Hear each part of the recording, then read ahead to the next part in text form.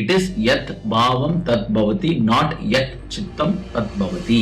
Every time they say that just think positive. నా question ఏంటి అంటే, ఒక మనిషి ఎప్పుడు ఎలా పాజిటివ్ ఉండగలండి చెప్పండి. ఇప్పుడు సే ఫర్ ఎగ్జాంపుల్ రాత్రి అఫర్మేషన్స్ చేస్తారు, చాలా పాజిటివ్ పాజిటివ్ పాజిటివ్ అని చెప్పి పొద్దున్న లేస్తున్నాడు. డైలీ మనుషులకు ఏదో పని చేసుకుంటూ ఉంటాం, ఏవో ఒక నెగటివ్ పాయింట్స్ తగులుకోకుండా ఉండవు. ఓకేనా? ఎప్పుడు think positive think positive think positive అంటే మనం మనుషులం కాదా? మనకేం ఎన్నో డౌట్స్ రావా? సెల్ఫ్ డౌట్స్ ఉండవా? నెగిటివ్ జరగవా? మనం ఏమైనా గౌతమ బుద్ధులమా లేకుంటే రోబోలమా? డెఫినెట్ గా మనకు వస్తాయి నెగిటివ్ థాట్స్ వస్తాయి. ఇప్పుడు పాయింట్ ఏంటి? Just think positive, just think positive, just think positive అన్నప్పుడు నెగిటివ్ థాట్స్ వచ్చినప్పుడు ఎట్లా మేనిఫెస్టేషన్ జరుగుతుంది? ఎప్పుడైనా సరే మనకు కావాల్సింది వాటిని మేనిఫెస్ట్ చేయాలి అంటే there is one sentence, that's what is called యత్ భావం తత్ భవతి. ఇప్పుడు థింక్ పాజిటివ్ అంటే వాళ్ళు ఏమని చెప్పు ఉండాలి? యత్ చిత్తం తత్ భవతి అని చెప్పు ఉండాలి. యత్ చిత్తం అంటే నువ్వు ఎలా ఆలోచిస్తావో అలాగే నీ విషయాలు జరుగుతాయి అని చెప్పు ఉండాలి. కాకపోతే ఇక్కడ ఏమంటున్నారు?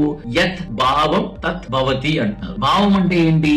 నీ యొక్క బాడీ, నీ యొక్క మైండ్, నీ యొక్క నర్వస్ సిస్టమ్, నీ యొక్క బ్రెత్, నీ యొక్క ఫీలింగ్స్, ఇవన్నీ కలిపితే నీ యొక్క భావం. జస్ట్ ఆలోచన మాత్రం కాదు.